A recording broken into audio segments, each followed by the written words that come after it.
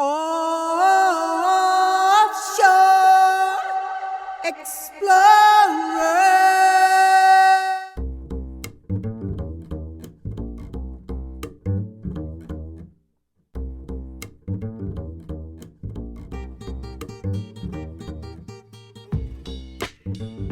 Make money sailing, charter business. It's about the only way I could ever figure out how to make money. Although there wasn't a lot of money to be made, but there was some money to be made. I could title this entire thing Voyages That Never End.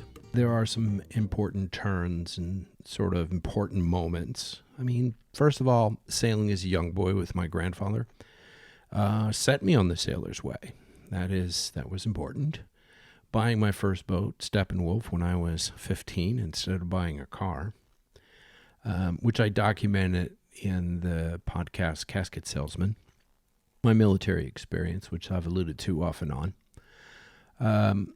My time away from the water while I went to school, got married, divorced, etc., etc., etc. I was basically a domestic tragedy. The inflection points in my life as a sailor started as I documented in my first captain's gig. Young guy out sailing, nice big old Hinckley, doing the Pacific 8 times across, lots of trips, lots of voyages, everything. I got to learn from somebody that was very generous with his money and his time, and I had a perfect boat to do that on. But in the process of that, I've also written a few films and made some dough from those. So it was in 1976, and I was running a cruise boat in New York Harbor. I'm sure you've seen these big, giant, white cruise boats. And I had a full boat of 141 passengers, plus 30 waiters and chefs, and 4 actual crew. It was the Bicentennial Celebration, so it was July 4th, 1976. And I was positioning the boat in the middle of the Hudson River to watch the fireworks. I was surrounded by boats in the middle of the river, and I was very, very busy maintaining my station, running from the port side steering station to the starboard side steering station. I saw the fireworks basically reflected in the glass of the World Trade Centers. I really loved my job. And I loved writing as well. And this is where there is tension.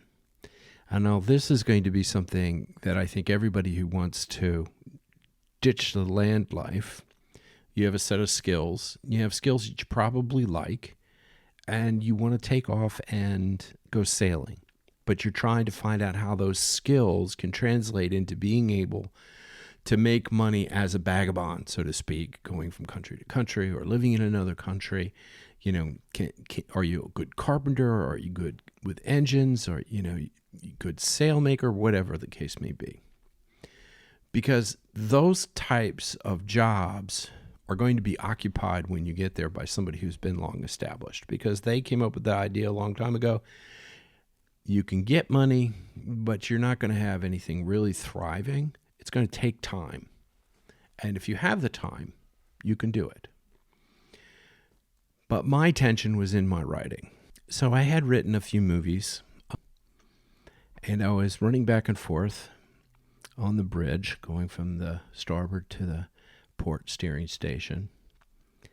And I kept looking up at the towers, and I kept thinking of all the people that were on the boat. There was a bunch of celebrities, and I didn't want to, even though I loved the job, and I was in my prime working years, and I was getting paid very well, the tension between the allure of the sea and the grind of the paycheck began to cause me problems. At this time in my life, the job of captain was becoming a grind. I didn't want to go another day without traveling. So I made the decision that night that I wouldn't be the supporting cast in somebody else's movie. That I would go out and I would do what I want to do. After all, I only have one life to live. So later that fall, after coming to this conclusion and saving as much money as possible, I ended up actually sleeping on the boat for about 2 months, which you're not allowed to do, but I was the captain in charge, so I was sneaking on and sneaking off. I got a job delivering a sailboat to the Caribbean. Later that fall, I delivered a sailboat to the Caribbean. So it's September 1976. And I returned to America some 26 years later. I was a different man with a different outlook on life. I was back working as a captain, and I was writing for Hollywood until it came to the point where I just wrote for films and TV. And I was sort of off the boat, but on the boat, owned a boat, boat.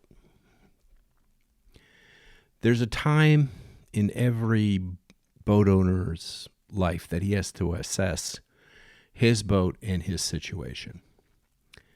There are a lot of factors that go into this important decision at times, especially when you have a boat that's a little bit older. And as many of you know, after listening to my podcasts, I often delve into the meaning and the symbolism of the sailing life. I like to draw lessons that I've learned for the listener to think about, to ponder, and maybe act on. But I also believe that stories can open up a many-faceted porthole into understanding your life and what life is all about. But the fact remains, you need to earn some income while traveling if you're going to do it for an extensive period of time. And you have to sustain your life in some way. Unless, of course, you're rich, in which case you could do all the stuff that you want to do. And you don't have to work for a living. But I chose to start a chartering business. And that decision was an inflection point that lasted 26 years. And here's how it started. When I arrived in the Caribbean, delivering this boat, I was in St. Thomas, Charles and Malle. And some friends of mine that I'd come down on the boat had hooked me up with a couple of other captains that were looking for a captain or looking for a mate. Now, I didn't mind working as a mate, and it was the charter business was the business. And I had no experience in the charter business other than running, large tour boats, which is not really the charter business at all. So the charter business requires a lot of different types of skills. And so I needed to learn some things about it. So I took a job, and I was a mate, but I also was a captain. I had a captain's license, and the girl who was in charge of the boat didn't have a captain's license, but she was the chef and she was the boss, basically. She had a relationship with a person who had a captain's license in the boat, and he had passed away. And so she had the boat and a charter business that was pretty good. And she just needed a licensed captain to act as a mate. So it was a little bit, quote unquote, humbling. I wasn't playing captain. She was the captain, and all of that was made very clear. In those first days of working as a mate, and people who know me know that I'm an extremely hard worker. I know a lot of things, and I know, I can be entertaining when I want to be. But in this job, I was pretty well corralled into just being the mate. Getting drinks, getting that beer for the guy, hauling the sails, hauling the anchor, doing this, doing that, supporting her cooking. Her name was Ruth. I had the opportunity with her to do the run from St. Thomas into the British Virgin Islands and to do the whole British Islands, Virgin Islands tour. All the hot spots and Foxy's and where the dive spots were. And, you can only be here for lunchtime on this mooring and people can dive off of here. And then we have to move over off of Peter's Island. And, Virgin Gorda, we always want to show up on Virgin Gorda on a Wednesday. All of these details require because you're bringing a guest, and the guest wants to know that, hey, you know what you're doing and you know where you're going. And a lot of times they'll ask you some, crazy stuff like, can we go diving for lobster? Sure. I know where we can go diving for lobster. I've done it 100 times. Let's take them out diving for lobster. And other things, they want to go to the baths. They want to see certain things. They want to go drinking. They want to go dancing. And this area, the British Virgin Islands, is really attuned to all of that. So you can be at Rose's at the Bath and Turtle, on Wednesday nights where they have a live band. You can go into the dock your boat for a night. It's going to cost X, and this is all important. The cost X, Y, and Z is important to the guests, so they know how much they're spending, and how much you're spending as far as that's concerned. You know where to go and pick up water. So chartering is, not just making a beautiful meal for some people that just drop by your boat and serving to them and telling them stories over drinks. It's a lot more than that. The first thing you have to do is you have to choose the right boat. Now, when I said before that, I made the decision to buy a boat, and then I made the decision to quit chartering. I quit chartering after my boat had become too old. And you have to understand that there's a network of charter brokers. Mostly the charter brokers do a really good job of getting clients, etc. But they're sort of kitchen table salespeople. They like to come down and to the boat shows, which is very important. You have to have your boat ready for the boat shows. But I'm leading up to the type of boat you have to get. You can't go with just a little mom and pop small boat. If you have something that's 54 feet, you're really, honestly, kind of at the bottom of the charter boat business. And that's a crude charter boat business. And crude is very important because there's a lot of bareboat charters, okay? And people can go bareboat, and they can go do their own thing. That's great. That's not going to help you travel and live and be where you want to be. So you got to choose a boat, I would say 55, 60 feet minimum. Now I know a lot of you are saying, well, if I wanted to get a boat that was 75 or 80 feet, I'd have to take a mortgage out. Well, this is the business, folks. This is the business part. Yeah, you'll have to take a mortgage out on the boat if you want something big. But see, here's the way it works. It's almost exponential. And let me explain some of the costs right off the bat. When I first started in the business, my insurance for the boat, now I had a CT-54, and my insurance for that boat, and I was considered a moderate, medium-sized boat. Today, the boats have just gotten bigger.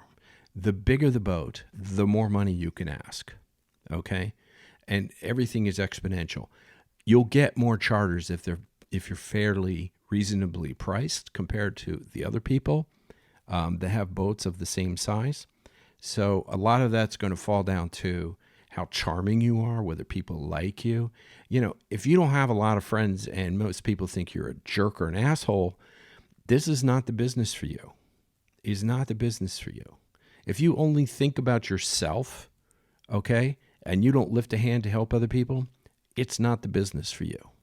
All right? You got to be very accommodating. You're a floating bed and breakfast. You're the concierge. You're the hotel manager. You're the guy. All right? You've got to be nice, charming, accommodating, and all over the boat. Okay? Plus, you got to have the experience to sail the boat. And you have to have the experience of where to go. Now, I know I'm mounting a lot of stuff up on you as you're thinking about this. But let's get back to what the boat is. So the boat itself, okay, we're talking about how much is it going to cost to cover the nut on the boat. All right. If you take, let's say you get a 70, 75 foot boat, fairly new. Okay. And you're going to be able to get 15, 20, maybe $35,000 a week on that charter. Okay? You're going to end up making probably half, 50%, maybe more. Okay? There'll be tips involved, there'll be crew, etc., etc., etc. There'll be costs like fuel. This is in the Caribbean. It kind of is an all-inclusive package. If you're in the Mediterranean, especially the Eastern Med, everything is extra. People pay for your fuel. People pay for their meals. They pay for their dockage. They pay for everything. So it's a little bit different pricing structure. So the thing that's important to remember is that there's a good chance you're going to make a decent chunk of money on one charter. Okay? We'll just leave it at that. Okay? You get your broker's fee that's going to come out of it also. So let's look at what it's going to cost you to run the boat. Let's say, I use my boat as an example. Back in the day, I was getting $11,000 a week for charter. Okay? Out of that $11,000, it cost me about $3,500 to actually run the boat, provide the food, fuel, dockage, everything that was included into the entire package. And I had to pay my chef, which I paid, a reasonably good wage. At the time, I was paying like $500 to $800 plus tips. So the tips can be pretty healthy. Don't get me wrong; the tips can be pretty healthy. So that's what we did, and so there was a lot of cash. Everything comes as cash or traveler's checks, by the way. Half goes to the broker that gets sent to you to prep the boat. And then when they arrive, they bring the cash and sign everything over before you leave the dock. So you have the full charter monies in your pocket before you leave. After that, you have the overall costs. Let's say you have a mortgage on a boat. Let's say your boat is $900,000. Well, with interest rates today, which are really quite low, now would be a good time to buy a $1 million boat. It's like buying a $1 million house. So that's going to cost you, $4,000 or $5,000. Okay. And in terms of what the actual, well, the mortgage probably is going to cost you about $2,500 to $3,000 a month. Easy. Okay. So if you do one charter a month, okay, you've basically kind of sucked up a good part of your profit. Now your insurance, and insurance always gets me. I started out we had a charter boat captain's association in which we negotiated to buy insurance for our boats.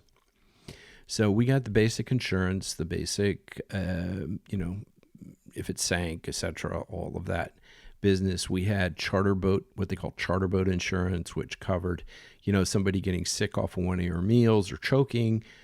It covered toys. It covered just about everything. And I was paying about $70 a month. And in the space of about 2 years, I went from $2 or $70 a month, and it went from, $70 a month? It went up to $240 a month for just the liability, for $1 million liability policy. And you have to have this policy because they won't charter you if you don't. That's something you have to show. You got to have your papers, ship's papers, and a liability insurance. And something that says in your waiver for your insurance that you can charter the boat. That could be a discussion at another time. So anyway, let's say you get, in my case, I was getting $11,000. At the end of the day, I ended up with about $3,000 in my pocket for the whole charter.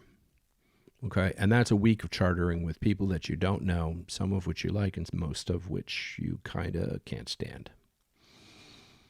That's why I probably should have named this podcast The Voyage It Never Ends, because when you charter, it is so much work. It's so much work, and you have to be smiley all the time.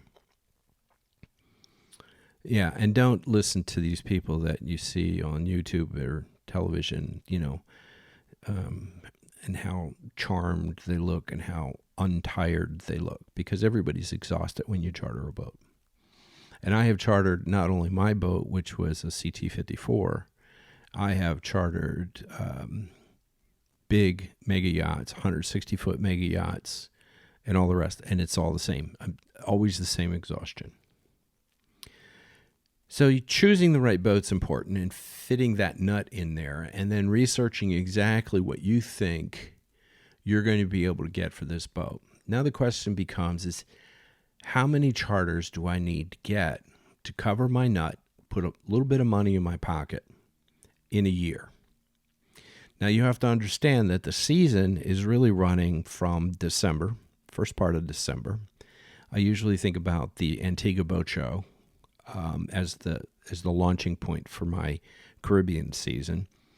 And then you're going to do Christmas, you're going to do New Year's, you're going to have probably a week in January, another week or two in February.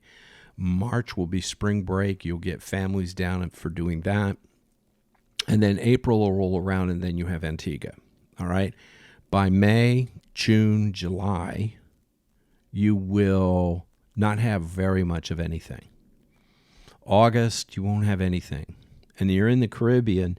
This is all hurricane season. So you're going to be, you can do charters. Don't get me wrong. You can do charters. And the few years that I didn't go to Europe with the boat, I stayed and I did day charters.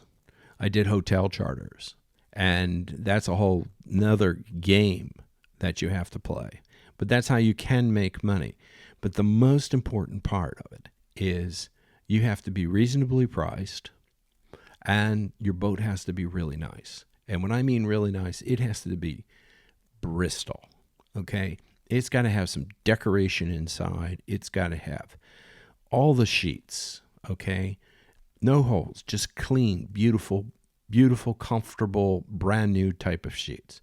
You have to have all the pillowcases. You have to have all the towels, variety of different towels. You need towels for the bathroom. You need towels for on deck. You need towels for the beach. You need tons of towels, washcloths, all of this stuff. And it adds up money-wise. Trust me, it really adds up fast. Okay? You have to look at your silverware. You have to look at your plates. What are you going to serve a meal on? Okay, a lot of people, I say, oh, yeah, we got plastic plates. We're going to do that. If you come out with plastic plates on a charter that you're charging somebody $15,000 to $25,000 a week, they're going to be very disappointed. They don't want plastic plates. They don't want plastic cups. Okay, unless, of course, it's drink cups for, rum or whatever the case may be. No, they want glassware. They want proper settings, proper silverware. All of this costs money. Then you have to consider what you can cook and what your chef is going to need. The types of pots, the types of pans. Are you going to have something special where maybe you need a steamer for this? Are you going to think about deep fat frying? I knew a charter boat that had a deep fat fryer on it. I couldn't believe on a boat that you would have a deep fat fryer. But actually it turned out to be a pretty kind of cool thing for them. So this is something that you have to really consider. What to do, how to do it, why to do it. All of these things add up. Then let's talk about the next step. So you bought your boat, all right? Let's say you bought yourself a 60-foot Beneteau, all right? And which is a nice boat. It's a good little charter boat. There's going to be 2 of you on it. You can do charters up to 6 people, okay? And you're going to get a reasonable $15,000, $20,000 a week kind of charter thing. Maybe a little less, a little more, depends on where you are region-wise. So you have all of that. You're going to have to also have a dinghy. Now, you can't have one of these collapsible dinghies. You got to have a real dinghy, because the dinghy is going to be, you're going to be taking people into shore every day, every night to go party. They're going to have to get in the boat and come back. You're going to be using the dinghy for entertainment, in some cases water skiing. Our dinghy we use for water skiing all the time. And we had a big 50-horse Honda on the back of it, And it was a great little water ski boat. It was a Novarina. And it was just, it was a delicious little boat. And but you could go water skiing. You could pull a donut behind it. You got to remember, you got to think, you're going to have kids. You're going to have teenagers. You're going to have adults. Okay? So everybody's going to have something different. So the toys for a charter boat, are you going to have kayaks? I had windsurfers on my boat first. And I never windsurfed before. And so I had to teach myself how to windsurf. And it was pretty comical, going windsurfing and then having to have my mate come pick me up when I was a half a mile downwind, because I'd fallen over so many times. But I eventually got rid of the windsurfers because nobody could really master it. They spent more time in the water.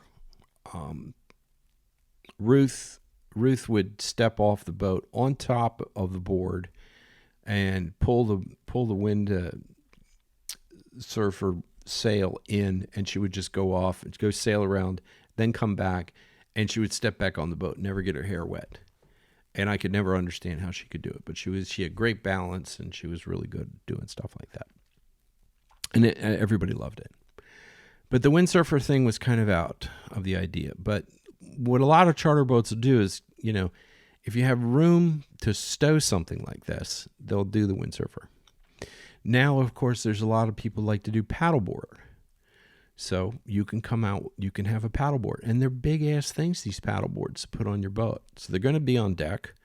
They're going to be probably tied to your safety lines, okay? What are you going to do? People want it. Another thing that people like to do, and I did this for a number of years, is dive charters. Dive charters, we used to go do a lot. I used to do a lot of dive charters, and I think there wasn't anything I've done in my life that I thought was going to kill me more than dive charters. Lifting tanks up and down off the boat, especially I had a very high freeboard on the CT.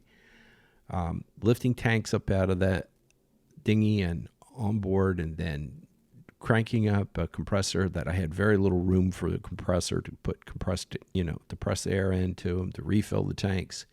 Most of the times I bought extra tanks so I wouldn't have to run the compressor. Keeping the equipment all up to shape, it was a lot of work.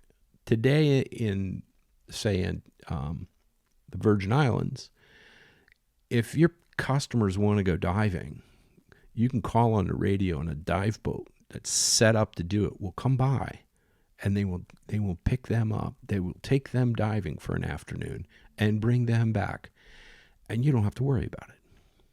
They have all the responsibility. But if you're going to do something like dive charters, well, I had a master's license in diving, so that I could be there with these amateurs and make sure they don't kill themselves or drown or get eaten by a shark, which would actually be rare, but funny.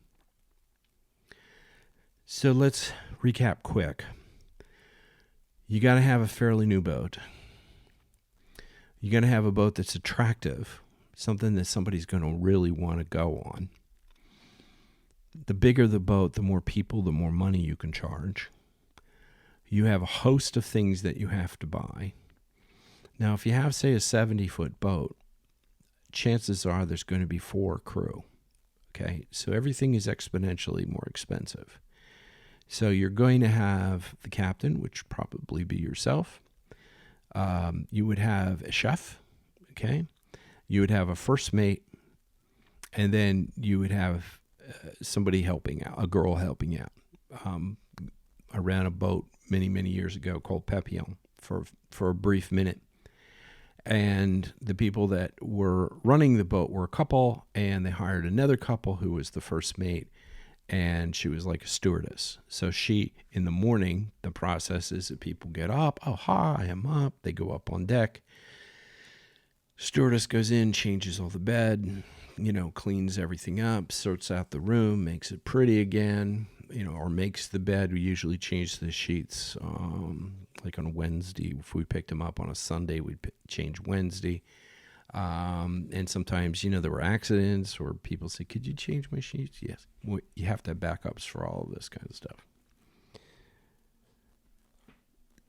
So that's what the steward is to do. If you're going to have a boat where there's only going to be two of you, as the captain, chef/stewardess, you're going to have to help her out in every way you possibly can, and watch your guests, and be there for when your guests want to go. Hey, can we go over to that island? Can we see that rock? Can we go snorkeling around that rock? And you have to take them snorkeling. Get them in the dinghy. Take them snorkeling. Watch them. Teach them. So here's another thing. If you're going to do this and you're thinking about it, you got to be skilled as a charter boat captain. And I give great credit to charter boat captains. Not only do they have to sail the boat, they have to maintain the boat, generally speaking, while they're working. Okay? They get time off. But every day that you get time off in the charter business, it's like exhaustion. There's always shit to fix. All right? Not only that, you've got your generator, okay? It's something you use a lot. Do you have air conditioning? Will you have air conditioning on the boat? How much are you going to use the air conditioning? Do you have a water maker? Which I do recommend a water maker, because I didn't have a water maker for a few years. They really weren't very good, and they were very expensive. Finally, they kind of get better and the price came down. And I ended up using the water maker a lot. People usually will drink bottled water, and that's what you have to provide, is bottled water for everybody. But to wash the boat, to take showers, etc., it's really great. There's pumps that you have to attend to. There's hair. There's toilets get clogged. I mean, you have to be able to do all of this stuff and be able to do it on the fly. Okay? This is what's really, really important. So these are just a couple of the small things that you have to be able to do. You have to be a good swimmer. You have to make sure that your Coast Guard license is up to date, because you can't charter without a Coast Guard license. 100-ton, okay? A 6-pack license isn't going to fly in the charter business, okay? All that says is, it doesn't say much of anything. But get 100-ton, 150-ton. Ideally, the best thing to do is a 500-ton. You can drive just about anybody's charter boat with a 500-ton. That's really a good license. I was lucky because I had a 1,500-ton license, and that came from me working on bigger vessels and commercial vessels, and I got the time in. So this is that's important. So not only that, be up on your first aid. You got to have a really good first aid kit. People do all kinds of stupid shit, okay? I have had people hit their head, right, and just about drive themselves unconscious. I've had people cut themselves, all right? They brought their own dive knife with them, and they end up cutting their leg or something. Medical facilities aren't around everywhere. It's not like you could run down to the hospital down at the corner. You have to be able to, sew somebody up. A very good friend of mine, a Swedish girl, she lost her finger. She got caught in an anchor chain. And it was a freak accident. And should have never happened, but it did. And it was weird how it happened. But she lost her finger. Went overboard. And there's a lot of other things. Sometimes people will drink too much. And that's another thing. You end up getting your bar stocked in your boat. Now, for me, I had 2 settees, and in those settees, they were loaded. One side was wine, and the other side was alcohol. And I had every kind of alcohol that you could possibly imagine. And one of the funny things about the whole charter business is charter brokers will send a letter, a form for the guests to fill out to say, okay, what do you like? What don't you like? Et cetera, et cetera, et cetera. And they always list the drinks like, hey, yeah, I like Coors Light. All right, fine, we can get Coors Light. Or, they like this, apple brandy, or this kind of tequila, or they want this kind of scotch, or like a high-end Glenlivet, or whatever the case may be. So you're responsible for kind of buying this stuff and having it on board. Now, I've bought untold number of bottles of, weird wines and weird alcohols and brandies and all kinds of stuff. And the people end up just like, do you have that? And they go, yeah. Well, I don't want it. I want something else. And then they end up, drinking, rum and juice. And they don't do anything with the other stuff. So it's kind of weird like that. Anyway, I ended up with a massive collection of bottles of alcohol that I could make almost every drink that you wanted to ponder, and tons of scotches, tons of bourbons, vodkas, and rums, a lot of rums, okay, juices. So there's all this kind of stuff. Another thing you have to pay attention to is refrigeration. Most people are going to charter. They're going to charter in warm climates, like in the Caribbean. If you charter, you can charter up in the summer. Up in Nantucket is a great place to charter up there. The Bay of Maine, another great place to charter. And there's places, that's just the West Coast. But there's plenty of other or East Coast, I'm sorry. But there's plenty of other really great locations. But a lot of them are, can be pretty warm places. So refrigeration is key. How you store food, that's key. All of this stuff is very, very important. And as the captain and owner of this boat, you've got to be on top of this stuff, okay? Let's look at another thing that you might have to do if you're buying a boat, let's say 60, 70 feet, whatever the case may be, 80. You're going to need a Bimini. You're going to need to build something, okay? A lot of these fancy race boats, and you see all the pictures in the magazines, they don't have anything covering the cockpit area because they want to see the sails because they're racers. They're going to do this. But look, you don't need to be a rocket scientist to know that if you're out in the Caribbean in the hot sun all day, okay, you're not going to last. The sun's too intense. You'll get burned up. You'll get heat stroke. All sorts of things. Put a Bimini up. Everybody will appreciate the shade. And in fact, most of the time that at 26 years, and most of it in, sailing in the Caribbean, I spent a majority of my time down below. When we were off and we were at a little anchorage somewhere and I was doing some work on the boat or, recovering or whatever the case may be, we always had the Bimini up. Always had a tent available for the entire boat so we could tent the whole boat, keep it cool. And I spent most of the time downstairs. It was my living room. It was my kitchen. So like a lot of people, we love to sit in the kitchen and talk. And that's what we did. We sat in the kitchen and talked. We didn't sit in the cockpit very much. And when we sail and the people come out and the kids are, on the boat and this and the thing, yeah, you're in the cockpit when you're sailing. But when you're not sailing, you can't sit in the cockpit when, it's 90 degrees on your head and bright sunny in the Caribbean. You'd be fried. So this is a little bit of what you have to deal with. I've had everything break down. I'll say that right off the bat. I've had everything break down. My rigging, I had problems with my rigging. I snapped the boom to the staysail. Snapped it right off the end. It was a wood boom, beautifully made, and it snapped. It was old. Couldn't see the rot. It was full of varnish on the back outside. It looked really beautiful. It snapped.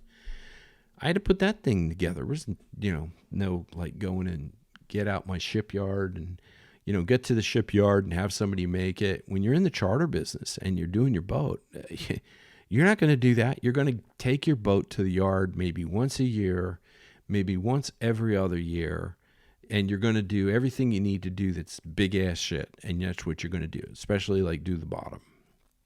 Otherwise, you're going to keep the boat running. You got to keep the boat running. So I had to fix a boom. I had to repair sails. We're all used to that, but I've repaired a lot of sails. I've had a lot of new sails I had to buy. A lot of lines. Exploding blocks of every kind of block I've had. Harken blocks, you name it, all broken. One way or the other. Had to replace them. Replace my lines a lot. I did it about because we use, we're sailing. You have to understand, I'm literally on the boat 52 weeks out of the year. And out of that 52 weeks, I'm doing 20 to 26 charters, which is 20 to 26 weeks of charter. And then I'm making 2 crossings. I'm going all the way across the Atlantic from the Caribbean to Turkey and Greece, and then turning around and coming all the way back. So your lines get chafed, they get worn, they get stretched, they get stiff, they get whatever. Lines are probably good under that kind of stress for about 2 years, and then they have to be replaced. Your engine requires an awful lot of attention, but the one thing I will say about having a charter business and a boat with an engine, a diesel engine in your charter boat, is that the more you run that sucker, the happier it is. Really, truly happier it is. I never had a problem with my engine. It was a Ford Lehman 6-cylinder. Never had a problem. I had as I said in one of my podcast stories, I had a heat exchanger break, filled the engine up with water. I got it all taken out, added more, just kept going. She ran like a charm. It's a tractor engine, for goodness sake. All right? So there's no use in getting your panties in a twist about it. Clean it out, put fresh oil in it, run it for a while, go put some more fresh oil in it. All right? That's just how it works. So my engine ran great. I think in 20 some odd years, I actually had the piston rings changed just because she was smoking a little bit. And the cylinders themselves were actually good. There's just that the rings were starting to get worn. So as a preventative thing, I go ahead and I changed them. But outside of that, I think I also changed the injectors maybe 3 times. I always had spare injectors. They're very easy to change. And you can tell when they're starting to get bad and, you're burning excess diesel or you're not, one of the cylinders isn't working because it's clogged. But yeah, that's, there's a lot of things to keep your engine up. Generator's a whole different game. It runs a lot more, especially when you have guests on board. You can't really be running your generator at night in a lot of anchorages. I know when I was in Turkey, they used to get the Goulet captains used to get really upset with me about running my generator because it was the anchorage was so quiet and they didn't have generators, and they were just kind of pissed at you. You can't run that; it's against the law. Blah blah blah. Of course, you could run it if you wanted to, but you weren't making friends. But then again, it was like 90 degrees at night in the summer, so you were a little bit wasted as far as that's concerned. And most of the guests, they don't give a fuck about what this other guy in another anchorage is doing. Just run that air conditioner. So you end up adding a lot of hours to your generator. So in your calculations, you're going to figure your generator is, your generator is going to be replaced at least every 3 years. And don't go cheap on generators. Get as much power as you can afford or fit in your boat. Another area is batteries. Um, I went to the large golf cart batteries, the gel cell 8Ds. I had 8 of those and a starter battery on a separate line, and they cost me a pretty penny to put in.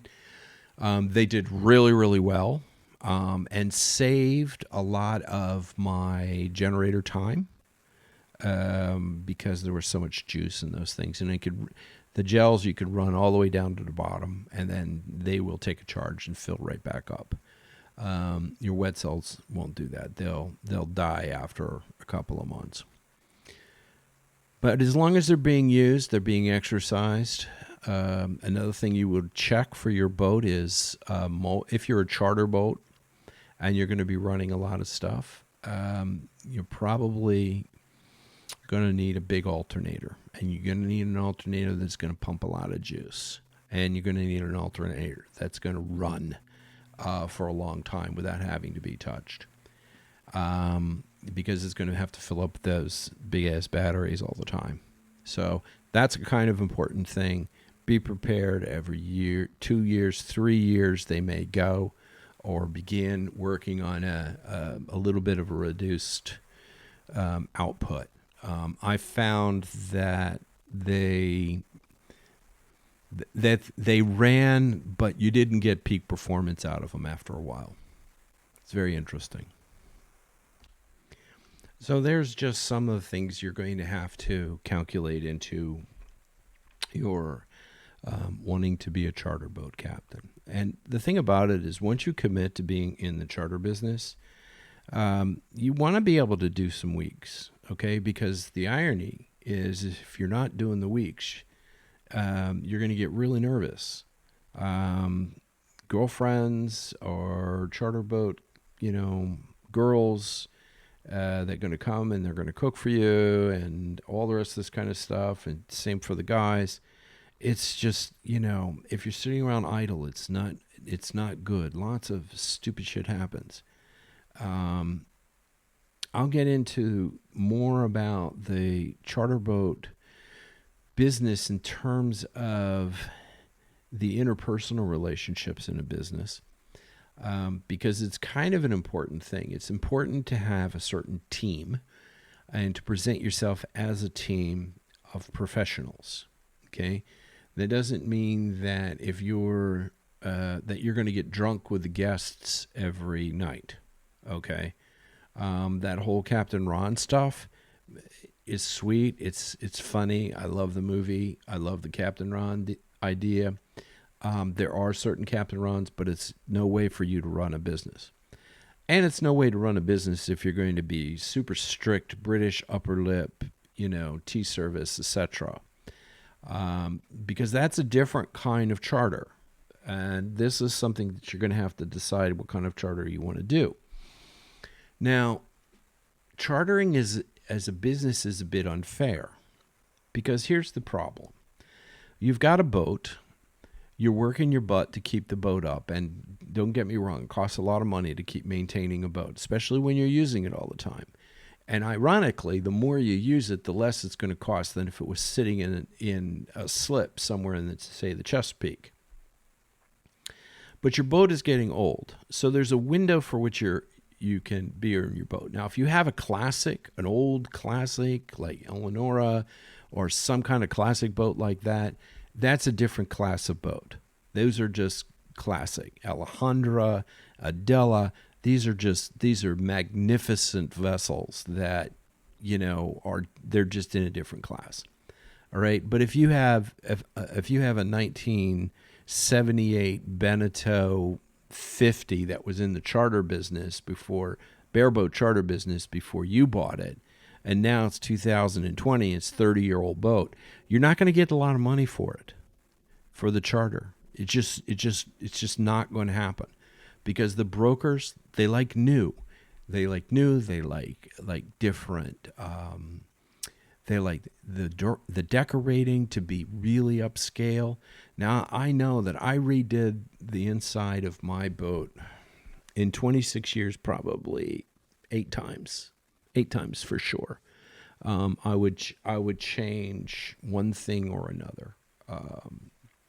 Whether I did the salon or whether I changed all the cushions, whether I recovered everything in the dining room, new curtains, lots of different things. And if you get a boat and it's got old electronics, you're going to want to upgrade your electronics. So if you're sitting there with a pen and pencil and you're waiting for me to give you a number, know this, the number's just going to keep growing. Okay? I mean, I started out with a little handheld GPS, and this is when GPS was just getting on, just becoming back in the 70s, late 70s, early 80s. It was just starting, okay? And I was lucky to get a reading on my GPS, once every 4 or 5 hours, but it was very nice, okay? And then I went into a bigger GPS and a chart plotter and a auto helm and a radar and all of these things, and they all had to be upgraded. My auto helm operated on a pump with a DC motor, and it would go and it would move a hydraulic arm, which the hydraulic arm moved the rudder, and it worked brilliant. But eventually it gets worn out. You got to replace it. And it didn't cost very much. It was like a couple of $100. But it's, when are you going to replace it? Where is it going to come in? I was running another boat, another sailboat. I had to replace the bow thruster on it. It was a 90-foot boat. It had a bow thruster. And I ended up I bought it from some sort of Russian guy. And I had to install the whole thing myself. And it took me, it was like a 3-day job. And when you start adding up these 3-day jobs or 4-day jobs or 2-day jobs, keeping this clean, changing the oil in your generator, changing the oil in your engine, okay, keeping your refrigeration up to snuff, there's a lot of stuff to do. And this is the thing about it. You need the energy to do chartering. Now, why I got to a point after so many years of chartering, when I pretty much had it all down to a science, I ran out of charm. I just said, I can't do this anymore. I don't like any of these people. I understand it's the time of their life, and I'm trying to do the best I can. But I just ran out of gas.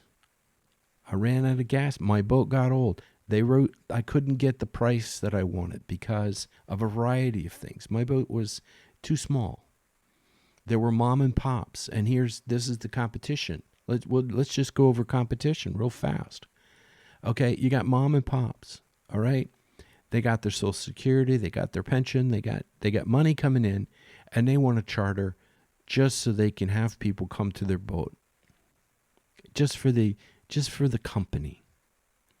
So they charge ridiculously low price. They're literally subsidizing the charter.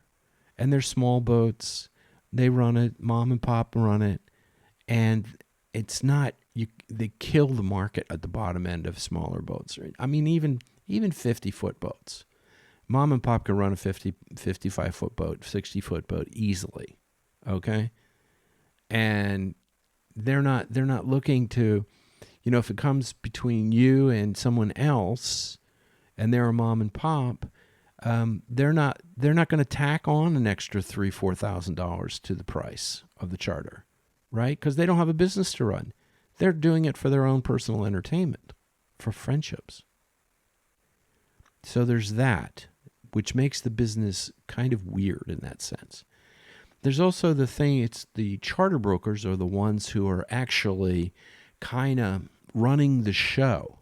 It's the salespeople setting prices for you. Okay? It's not you saying, I have X boat. I want to charge $45,000 a week on this boat because this other boat, Mirabella or whatever, charges that much money. And the charter brokers say, no, I can't charter your boat for that because, theirs is a newer boat and yours is 2 years older. And you got no choice. Because they want to just book a charter. They want the whole thing to come in. They're very friendly. They want the whole thing to come in. They don't want any problems whatsoever. And trust me, the problems, the emotional stuff that happens on a boat in a week is unbelievable. It's a cauldron. It's a bubbling mess of humanity. Some people are really cool about it. You know, some people are just a lot of fun to be with. They have a good time. They know their limits. And limits are one of the most important things to learn as a charter boat captain. So these limits is, and I'll go back over them. First of all, buying the right kind of boat, the right size boat. Figuring out what the right prices you can charge. See if you can make a profit on those. Finding the right crew, which is a whole nother podcast. And then there's all the things for maintenance, repair, the toys, what people want. Some stuff you could rent if it's kind of weird. You could rent it. It's kind of cool. Kayaks, for example, you could rent those in the Caribbean now almost anywhere.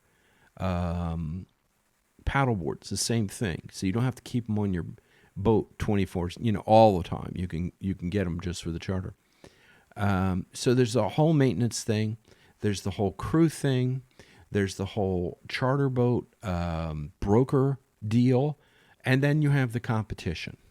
So in the competition, you get the mom and pops who are not trying to make any money, who basically are screwing you out of that kind of bread and butter little, couples, which I always found couples were kind of cool. Because if they were a cool couple, it was just like two couples having a great fun sailing. And I met my agent, by the way, that way. And then you have the next level, which is people doing like professional kind of charter things, okay? But they're a little bit more casual than, say, a formal larger boat, which can be very, very formal, okay? And that the captain and the crew have to play by ear, Are these people going to be silver service kind of thing? You'll know this before they come to the boat. Or are they just going to be just some, regular folks who, don't mind not having a shrimp fork? Okay? So there's all these little things you have to look into. So then you get into not only the chef, finding a skilled person to cook. Let me tell you this, that today, these kids that come to chef for you are very skilled. They know how to cook, and they can cook in the kitchen. Whether they can cook on a boat is a totally different animal, because cooking on a boat is hard. If you're on a big mega yacht, it's the same, no big deal. But if you're on a 80, 70, 50-foot boat, and you have to cook a meal underway, good luck. Okay. You have to feed people high-quality shit. You have to be able to find high-quality shit. You have to be able to know wherever your cruising zone is, where the food is and what kind of food you can get. Okay? And then you're going to have to make your menu. And then the guest is going to come with their own menu preferences. Okay? And that's it's a whole different thing on how you end up sorting through what they want, what you can get, and how much it's all going to cost. So you got to be a pretty good, heads up accountant in your own brain matter. So chartering, a lot has to do with the boat. A lot has to do with the nut, the insurance. It has to do with whether you can afford to sit at the dock or sit at anchor, the kinds of repairs, the kinds of extras that you buy at the ship store, the chandlery, anchors, anchor chain, which, by the way, is another thing which is, if you're using, will never wear out. Your windlass will wear out before your chain. When you see all these nasty looking chains, it's because they've just been sitting in the air oxidizing. But for the most part, if you're just using chain in and out, they stay fairly clean. And then there's all the other stuff. There's the other stuff. There's the fuel. Fuel for the big boat. Fuel for the little boat. Oil. Another big problem. what to do with it, where to put it, once you take it out, all these kinds of things. So this is just a little taste of what the charter thing is about. So if you're thinking about, I could run a charter boat myself, do a little self-evaluation. First of all, do people like you? You got to be honest. Do people like you? Because nobody wants to go on a charter with somebody they don't like or who is unlikable. There are charter boat captains that are like that. But, can you tell a good story? Because that's expected for you to tell a good story. There's a lot of things that you need to do about yourself that no other job will be like. Okay? How hard of a worker are you? Okay? Do you drink too much? Can you drink? You're running a party. That's it. You're running a party. How amenable are you to helping people out? Can your chef cook underway? Can your chef cook? Can people, is she good with kids? Are you good with kids? Personally, I didn't like kids. They liked me, so we did a whole Captain Ron scenario with the kids, and they loved it. Okay? There's a lot of things you can do. And you have to watch yourself. You have to be able to watch yourself and how you speak to people through any kind of situation. And I will tell you this. I'll tell you one small story. And I'll do more charter stories later because I have quite a few of those. I had a couple. He worked for the government, and he was very nice man. And his wife, she worked for the government as well. And both of them hated their job, but they couldn't quit. He was a highly skilled accountant, forensic accountant for the Treasury Department. A nice, super, super nice guy. They had a daughter who was very, very ill and required lots of medical care. And for the first time in 16 years, they decided to charter a boat because he had dreamed of sailing, because his father-in-law was a sailor at one time and sailing was a big deal. But they couldn't leave their child because their child needed like 24-hour care. But they couldn't spend any money on anything because they couldn't leave their job. He could have made tons more money working for a law firm or another accounting firm, but he couldn't leave the government because her insurance was with the government, and if she left, then her insurance, she couldn't get insurance, and they would be bankrupt, and they were nearly bankrupt. So the father-in-law gave them some money. They said, here, go have a vacation. They'll be good for you. Well, they decided to charter a boat, which the father-in-law was really quite upset about, but they decided to charter a boat, and they chartered my boat, and they were a lovely couple. Really nice. He was so humble and he was so grateful. I've never seen a single person as grateful as this man was to be out with his wife. They loved each other. They had a lot of stress in their lives. They loved their child who was doing well enough for them to leave for a week. It was a big deal. And here they go on this boat. And what would happen on this boat is the frickin' weather would change all around. We had the worst weather of any charter in the Caribbean that I have ever had in my life. I'm not talking a hurricane. I'm talking a real solid cold front that reversed the winds of the earth and created so much chop and created so much rain. It was the most unpleasant time to be on a boat in the Caribbean you could possibly imagine. Every place that we would normally anchor and have a nice smooth anchorage was rolling with swell and ups and downs and all over and this, that, and another thing.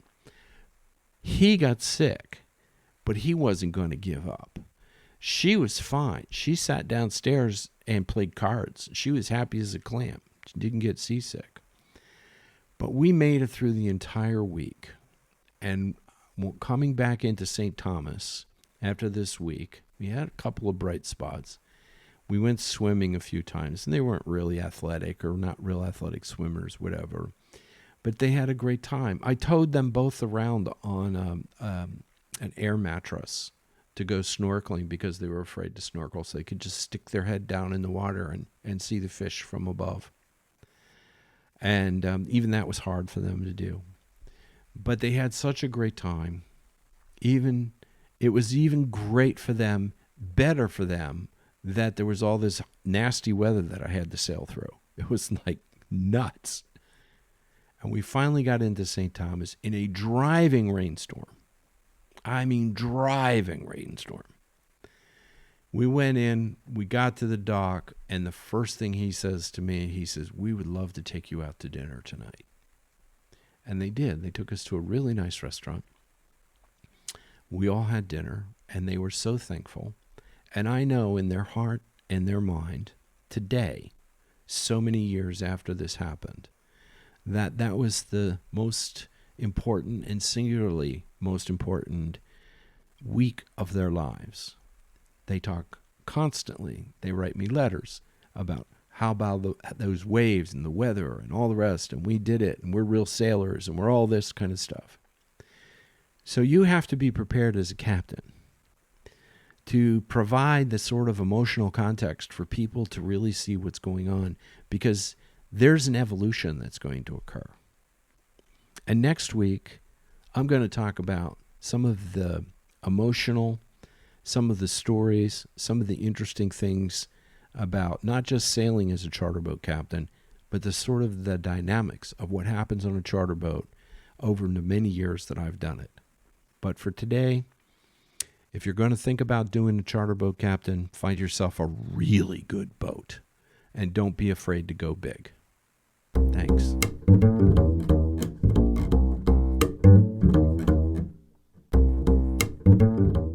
Thank you again for listening. Find more great episodes on offshoreexplorer.org, our new website. Please like and share. We greatly appreciate it. Like to have some feedback as well. So if you want to leave us a message, we'd be happy to answer it. And any kind of questions you have about the things that I've brought up over the past, please feel free to ask about them. Appreciate it. Thanks. Good sailing.